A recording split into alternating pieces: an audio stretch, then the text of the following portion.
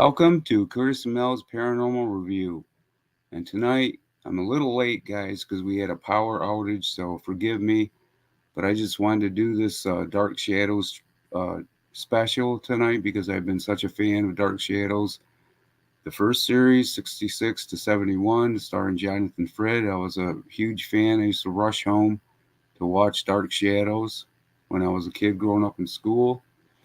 And then in later years, in 1991, Ben Cross starred in the series there, and I really liked that series. I wish they would have given it another season. I think it would have been cool for them to do that, but of course that never happened. So I'm going to show some videos a little bit for my patriotism of that show and my fandom of that show. I love it so much. I want to show the original trailer of that, and then I'm going to go on into some collectibles, and then on some more collectibles and another trailer, and there we go. It's not going to be a long video, but it's just showing my fandom and my love for the show after all these years. Like I said, I used to rush home from school to watch the show, so let's get on with some of these videos. This is the very first trailer of the first series, starring Jonathan Frid. I'm going to show that right now, so let's check that out, guys. My name is Victoria Winters. My journey is beginning. A journey that I hope will open the doors of life to me and link my past with my future. A journey that will bring me to a strange and dark place, to the edge of the sea, high atop Widow's Hill, a house called Collinwood, a world I've never known, with people I've never met. People who tonight are still only shadows in my mind, but who will soon fill the days and nights of my tomorrows.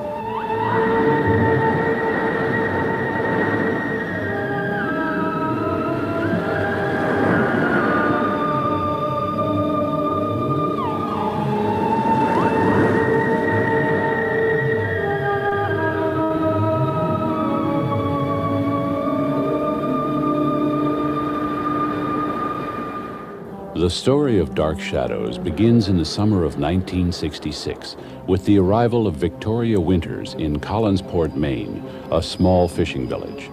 Vicky has been hired by the wealthy Collins family to be governess to 9-year-old David Collins. The mistress of Collinwood, Elizabeth Collins Stoddard, has not left the estate since the disappearance of her husband, Paul Stoddard, 18 years ago. Elizabeth's brother Roger and his troubled son David also reside in the great house, along with Elizabeth's 18-year-old daughter Carolyn. An abandoned orphan who grew up in a New York foundling home, Vicky is hopeful that her new life in Collinsport will provide clues to her true identity. As she arrives in town, Vicky meets a mysterious man named Burke Devlin. Excuse me. I wonder if you'd know if they have any taxis here. I wouldn't know what they have here. Not anymore. Well, how do they expect anyone to get to town? A broomsticks and unicorn. And chauffeured cars. Can I give you a lift? I can take you to the hotel. You'll get a taxi there. That's very kind of you, Mr. Devlin. Burke Devlin. I'm Victoria Winters. Welcome to the beginning and the end of the world, Miss Winters. I'm afraid I'm not going that far. Only to a house called Collinwood. Do you know it? Yes, I do. Very well. Shall we go?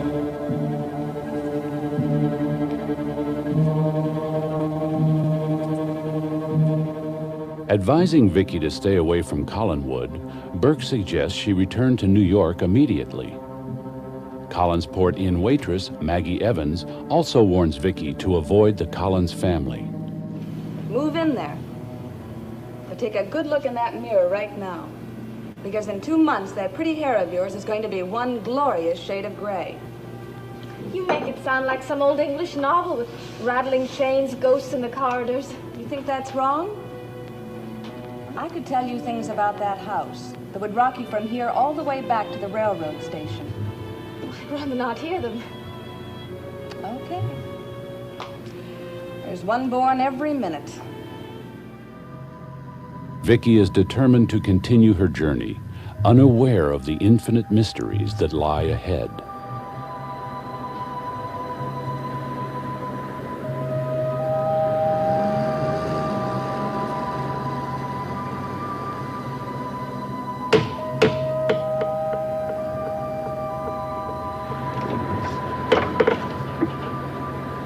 I'm Victoria Winters.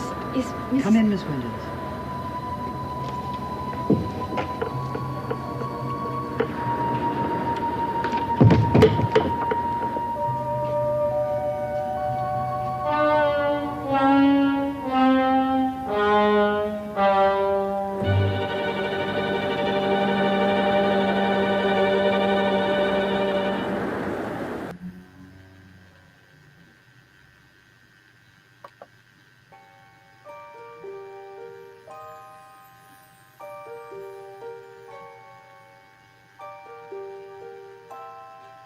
Joining us now from her home in California is the director and producer of Dark Shadows and Beyond, the Jonathan Frid story, Mary O'Leary. She's a 7-time Daytime Emmy Award winner. You can see a couple of those in the background there. Former producer of the daytime television dramas Guiding Light, Another World, One Life to Live, General Hospital, and Young and the Restless.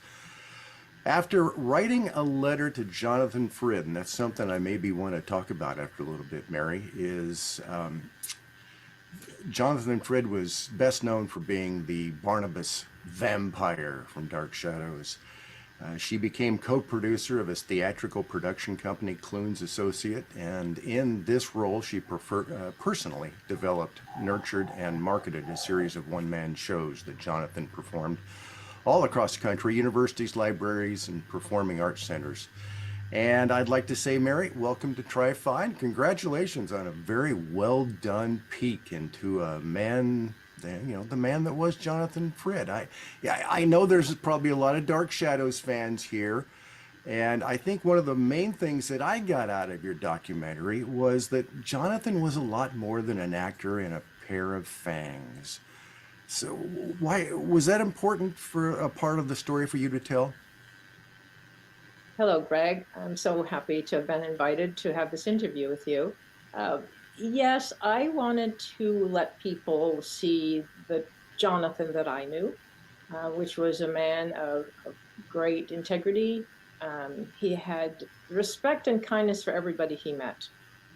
And particularly in our times today, I think it's great to see a story where you look at an individual who always gave of himself, was always grateful to his parents, grateful to audiences, grateful to all the fans who over the years would come to see his shows, would be thrilled to even come to me and recommend places where he might come to perform.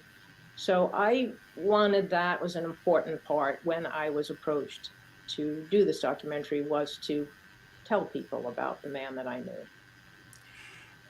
I mentioned at the very beginning that you wrote a letter to Jonathan. I love that story because we have a similar story together. What was that all about? I had watched Dark Shadows when I was preteen. I had loved it. I went off, and then I went on with my life and first worked in the theater and then got into television. And one afternoon, I discovered that Dark Shadows was in reruns on a New Jersey network public television station. I was living in Manhattan at the time. And they announced that they would be having Jonathan Frid in the studio for a pledge drive. They used to have public television stations would do pledge-a-thons, and people would call in over the phone and pledge their $40 or whatever it was to the station. And they said Jonathan Frid would be their guest. And in fact, when I watched it, not only was he interviewed, he did 2 performance pieces. He read from Richard III, a soliloquy, and then also Edgar Allan Poe's A Telltale Heart. And I was so impressed. And in the interview, he said, I'm working on a one-man show. So having come from a theater background, although at that time I was working in television on the soap opera Guiding Light, I decided to write to him and ask if he needed any help. I didn't know what capacity I might be assisting him in, but I was very interested in the work because I had loved theater. I also had enjoyed watching this, not only him as Barnabas Collins, but this performance that he did on New Jersey Network. So much to my surprise, he called me. I was sitting at home and with a friend visiting from San Francisco, and I was just saying to her, "Oh, there's reruns of Dark Shadows, and maybe you'd like to watch that." And the phone rang. He said, "Hello, this is Jonathan Frid." I was very surprised. And he said, "I was impressed with your letter. I'd like to set up a meeting to talk about my one-man show." And I met him, and we just talked about different ideas and eventually developed not only one, but three one-man shows that he toured, as you said, across the country, universities, colleges, performing arts spaces, libraries, even sometimes private corporate events. So it was a wonderful working relationship, and I just had such fond memories of it, which I enjoyed sharing in the documentary. You know, a lot of people don't realize that the Dark Shadows mystique here. Dark Shadows was almost to go dark. It was failing in the ratings in the first season until they brought along the character of Barnabas, and I always loved the idea that Jonathan was not the vampire that was always, you know, lusting for blood, but the whole character of Barnabas really is what saved the show. Was he aware of that? At the time he was being told that, he was getting mail. He couldn't believe that more and more mail kept coming every day for him. And when he went on publicity appearances and thousands of people were showing up, he was just confused. He didn't really understand how impactful his performance in the show was, how people were drawn to watch it because of his performance. And when it ended, he thought, that's it, I go on to something else. But that show, unlike any other soap opera, went into syndication and has been seen ever since. So it went off in April of 1971, and it still can be seen today on many different places, Tubi, Amazon. It's shocking to realize that a show that is 55 years old is still available to be watched and holds up.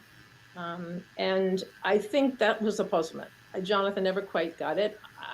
When I'm asked, I say I think combination of the writing of the classic Gothic horror romance tales, taking the writers that took the classics such as Frankenstein, Dracula, Turn of the Screw, Jekyll and Hyde, and put their characters into those stories. That makes it hold up. And the actors, because this soap opera was shot in New York, many of them had done Broadway, were stage actors, and they took it very seriously, gave it their all. And I think their performances really still hold up. Now, of course, when we watch it today, you see plastic bats and walls shaking. They were trying to do special effects, which had never been attempted in daytime television. Remember this, 1966 to 71. So I think that's why Jonathan was always puzzled by it. But of course, it was something that he was happy to have been a part of. In the process of making this documentary, Mary, did you discover anything about Jonathan maybe that you didn't know? I mean, certainly some of his theater work. I knew he was at certain particular theater companies, but I didn't necessarily know all the particular roles he played. I was, as seen in the documentary, I was thrilled to be able to locate in the UCLA archives him performing Shakespeare on stage, 1960, in Henry IV, Part 1. So it was thrilling to find that existed. I knew he had done that, but he had thought that it didn't exist anymore, because unfortunately, quite a bit of television shows, like the Dick Cavett, he did 3 interviews with Dick Cavett. None of the video exists because of the cost of tape in those days. They would tape over things. Even the Johnny Carson he was on, which was done in New York, they didn't keep those episodes. When Carson moved to LA, then they started to save his episodes. So in terms of discovery, it was discovering that was very exciting. I would say the other thing would be how many charity appearances he made. I certainly was aware he did publicity for the show, but he really, a tremendous amount of his time was given to visiting children's hospitals, just a wide range of charities that he was a part of. And that, I think the volume of that was a surprise to me. Just for the audience's benefit, you have pulled together a lot of those performances, a lot of audio performances, and you have those available online on YouTube, if I'm not mistaken. Yes? Yes, I have taken some of his recordings. Some are on video, but the video was so poor, but I was able, with wonderful editor Robert Hoffman, to pull out the audio and have a YouTube channel where you can listen to over a dozen recordings of Jonathan doing short stories that he did in his one-man shows. So, out of all the people that you had the opportunity of interviewing for this project, Mary, it's always fun to see who people think is their favorite of all those people. Do you have one? Can you pick one? That's a hard question. I enjoyed so many of these people. Certainly, David Selby from Dark Shadows was particularly special because he was very close to Jonathan and was just filled with so much emotion as he talked. But probably my favorite was Anthony Zerbe, because he started talking about theater and gave such an incredible performance in this interview.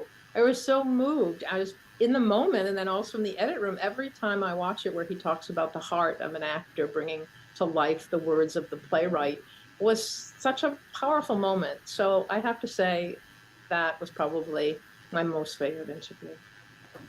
Jonathan was a very accomplished actor, you know, both live theater and television movies. And I'm wondering, why did he spend so much time doing live one-man shows around the country?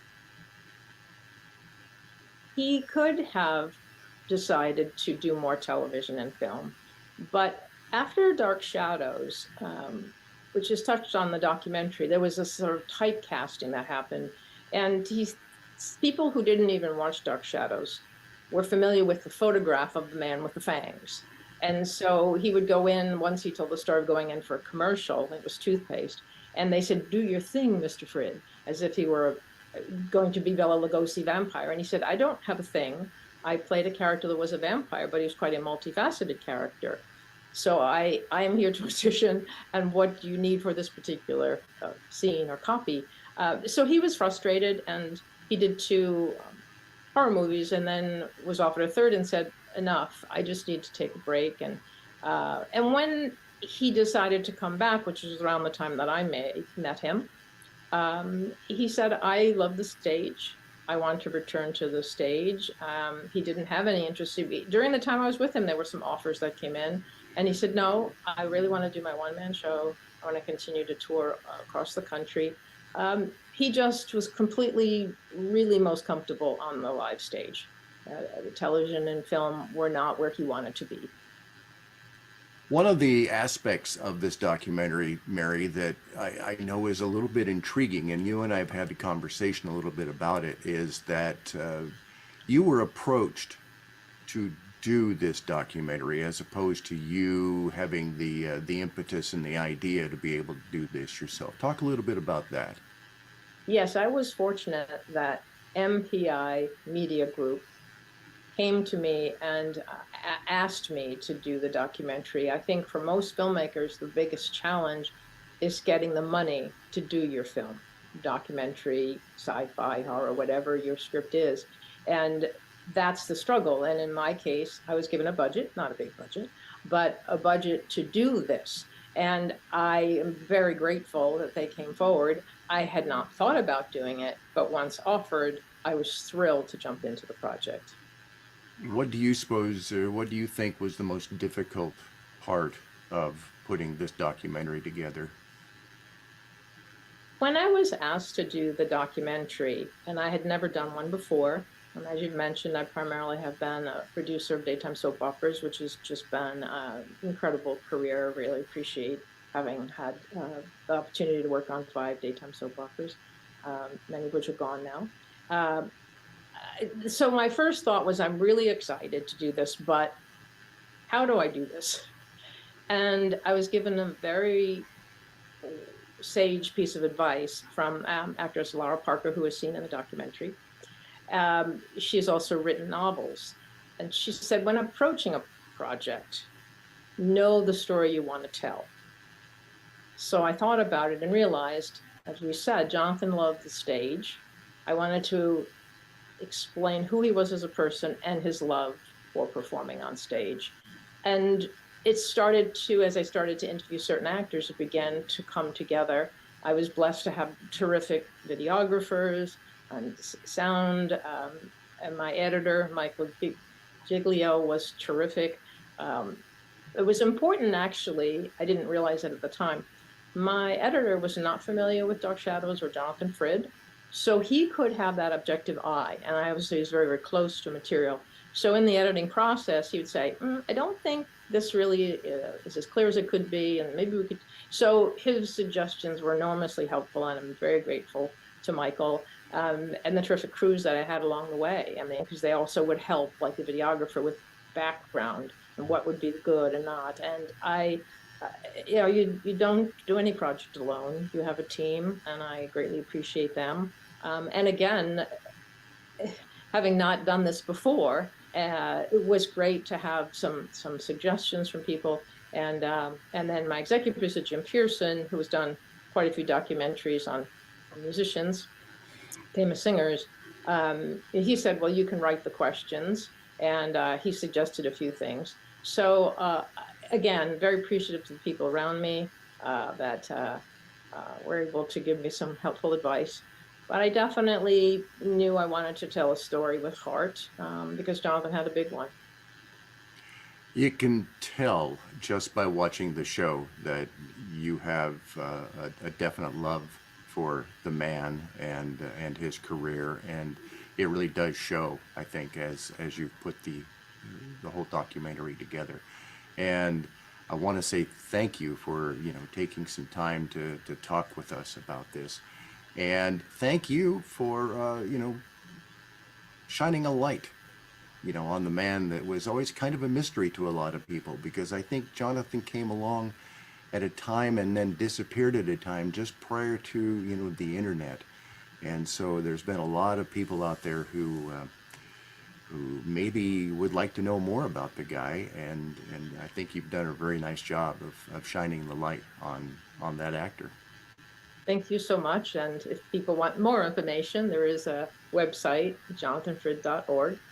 And it's been a pleasure talking with you, Greg. I'd like to thank the Tri-City International Film Festival for showing the documentary on their opening night of the film festival, and also asking me to speak with you. Best wishes, everyone, on the film festival. I hope it's a big success.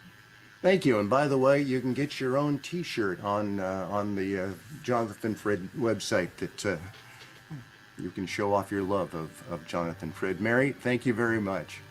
Thank you, Greg.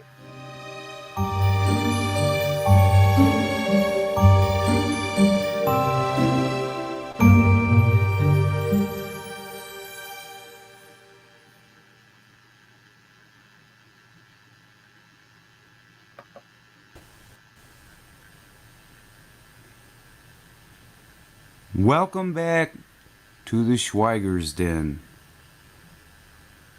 And today we're going to be having a very special episode of Dark Shadows, a non-collectibles episode of Dark Shadows. Now, how many of you guys out there remember Dark Shadows? The vampire soap opera from the 70s? And the movie with Johnny Depp. Well, I have some signed photos here and some very rare stuff. I've been a member of the Dark Shadows fan club for years. And it's pretty cool. But I got talking with one of the stars of the show, Catherine Lee Scott, here a year or two ago. And she sent me a bunch of signed things that I worship. It's some of my most treasured belongings here. And I have a signed thing here. Everything she signed for me, she personalized it. And there's a photo here from her. It says, to Curtis, best wishes, Catherine Lee Scott. Really cool photo there. But I also wanted to show you guys my membership card for Dark Shadows, because you guys probably don't believe me, but there is a Dark Shadows membership card. Official fan club. Curtis Schweiger Jr. Well, this one probably shows a little bit better, but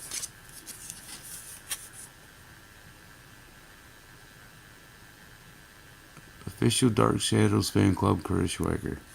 That's very cool. And I showed you that photo there.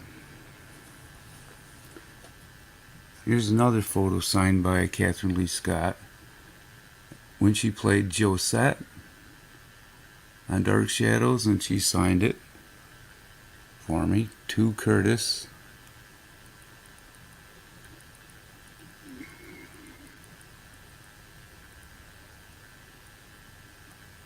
Josette. That's pretty cool. And then this one she signed to me. She was playing in the Dark Shadows series. It says, to Curtis, welcome to Collinwood, Catherine Lee Scott, Josette.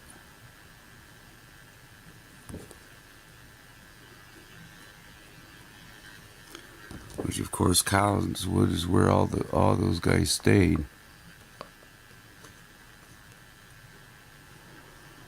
But I also have a thing here because Jonathan Frid was the main character. He was Barnabas Collins.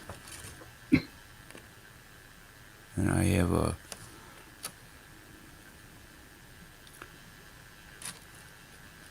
tribute to him when he passed away. I got this from the fan club. It says, Dear Dark Shadows fan, it is with extreme sadness that we report Jonathan Frid passed away on April 13th, 2012 at the age of 87 in his native Ontario, Canada, which I got that from the fan club when Jonathan Frid passed away. It was something else. When he passed away, it was hard to even do Dark Shadows again. But here's the Dark Shadows 6-disc set with Jonathan Frid on the cover. And that there has got all the episodes that you would want to see from Dark Shadows. It's got episodes from Josette. It's got, all the characters of Dark Shadows are specials. And here's Dark Shadows, the Almanac. The Dark Shadows Almanac, which Jonathan Frid is on the cover of that. And Catherine Lee Scott signed that for me too, the whole book in the beginning of it.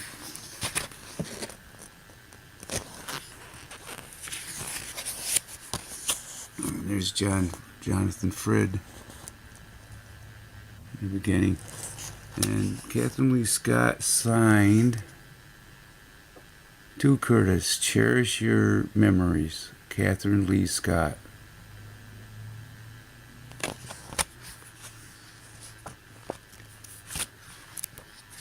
Some pictures in here. There's so many. Jonathan Frid.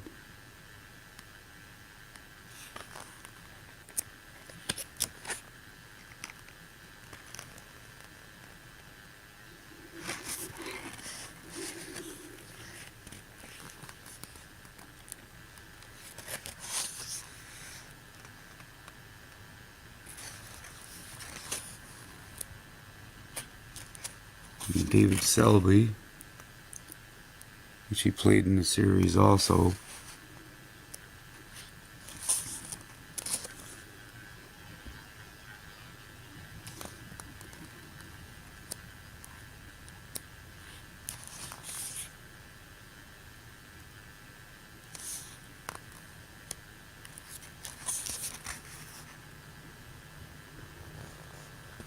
Jonathan Frid is most frightening there.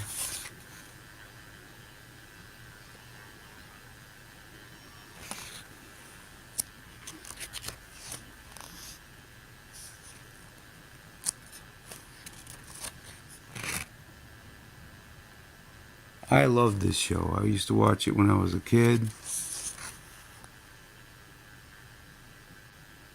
It was a soap opera that was on, geez, I think it was either ABC or NBC, but I'm not positive. But I'll tell you right now, man, this show here, I never forgot any of these characters. I never forgot.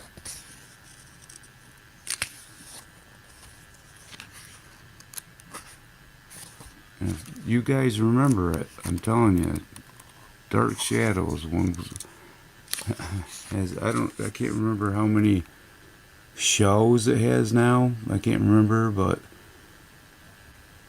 it was really cool. And that's the Dark Shadows Almanac that Catherine Lee Scott signed for me, along with many other things. And of course, you've seen the Dark Shadows 6-disc set, and this is the one with Johnny Depp. The renewed version of Dark Shadows. It was a good episode. It was a good movie, I mean. And here's some of the fan club letters that I have. How long I've been a fan of Dark Shadows. There's some of the letters that I have from Dark Shadows, a fan club. I've been in that fan club for quite a while, guys. And there's another Catherine Lee Scott book she signed for me, September Girl. It's got nothing to do with Dark Shadows. It's one of her books that she had released. It's very cool.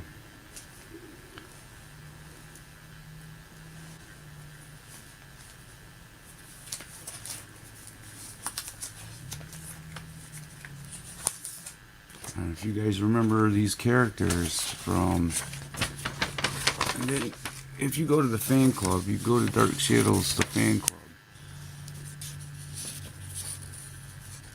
and you can get all these audiobooks that they have on sale.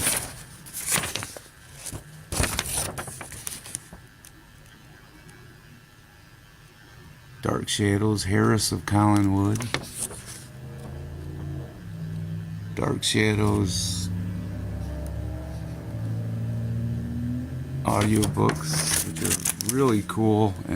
I love them.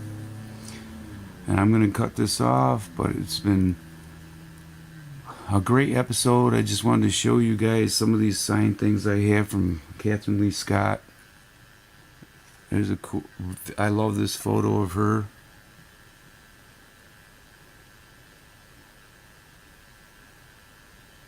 And she signed it to Curtis. Best wishes, Catherine Lee Scott. Alright guys, I'm going to let you guys go because I know you're busy, I'm busy. And this has been a Dark Shadows non-collectibles episode. Later guys. Keep looking for more non-collectibles episodes and the XFL episodes coming up later.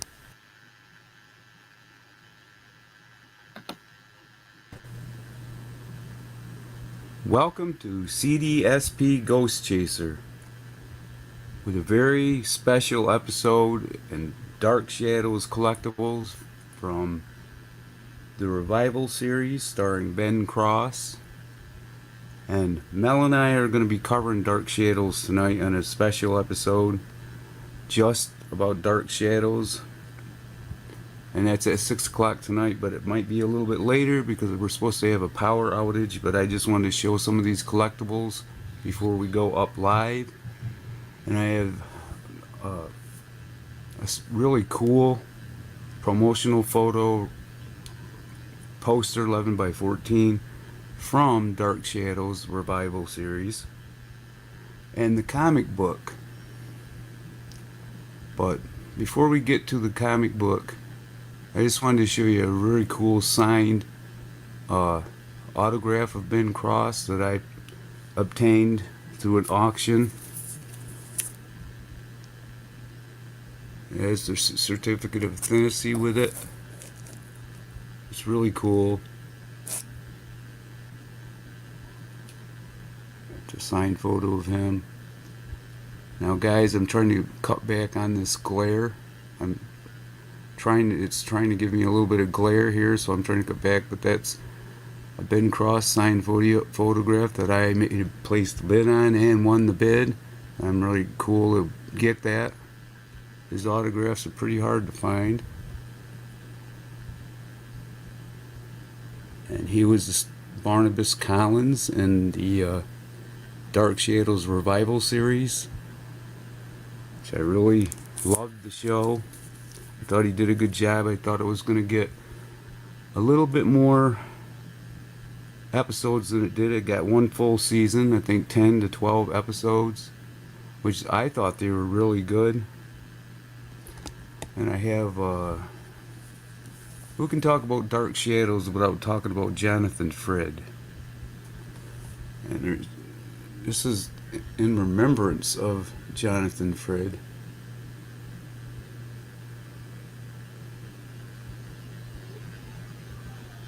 That the Dark Shadows Festival put out when he passed, which is very nice. I have it framed along with my Dark Shadows membership card, which I had a membership with Dark Shadows probably, I don't know, 25, 30 years now. And that's what the membership cards look like. Now they're just selling the membership cards online now. But that's pretty cool. That's Jonathan Frid's remembrance. And let's go through this Dark Shadows comic book before I go ahead and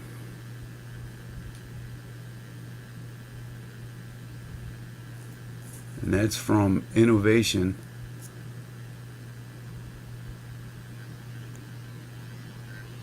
Number one, let's kind of go through it. If I remember right, I haven't looked at it yet. I just got it in the mail a few days ago, ordered it.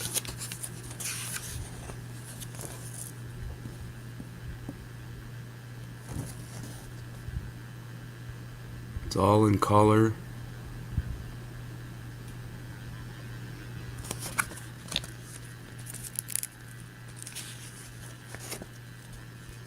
It says in the first page, it says Dark Shadows, December 1991, Collinsport, Maine. 200 years ago, his father, refusing to grant his plea to put a stake through the heart and end his suffering, changed everything for the town of Collinsport.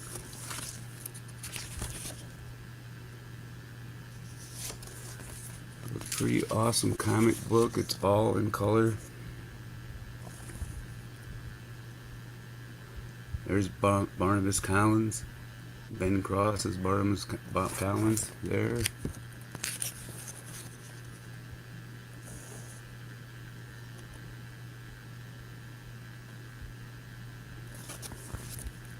As I said, it's a really nice comic book.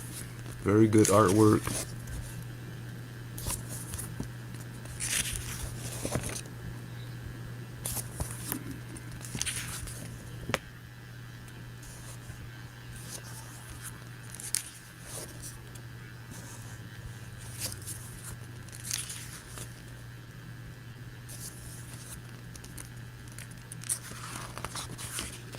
Pretty awesome, guys. I really love it. I wish it would have had another season. I'm sure it probably would have had another season in it. Like Barnabas Collins, Victoria Winters.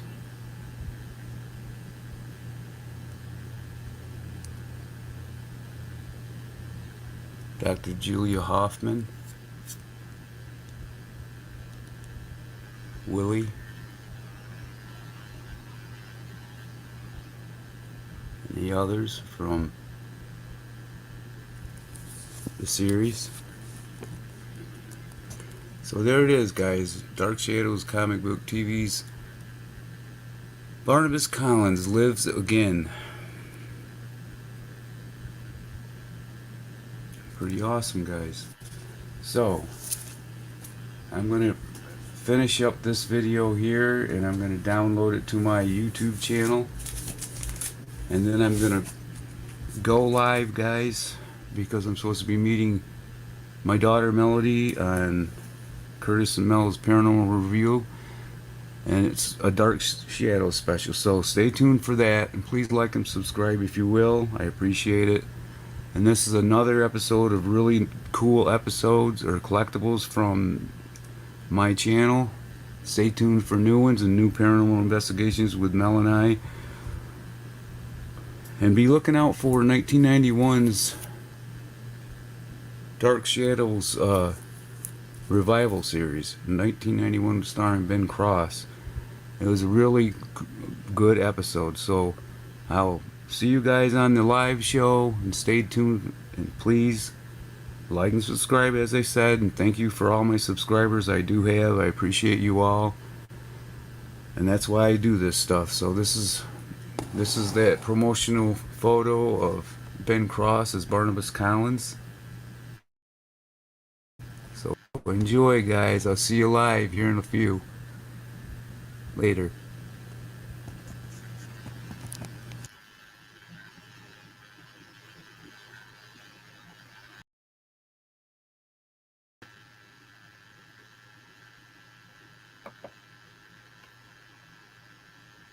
Alright, guys, I'm gonna cut this short. I had to rush home here. We had a power outage, so I didn't think I was gonna get anything up, but I just wanted to get a short video.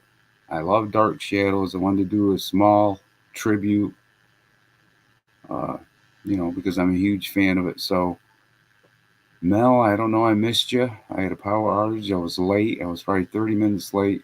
But guys, thank you for subscribing. Thank you for watching. And later, guys, you'll see new episodes coming up here soon from Curtis and Mel's Paranormal Review and Paranormal Investigations coming up. So stay tuned. See you next week, guys. Later. This is Kurt Schweiger Jr. for C.D.S.P.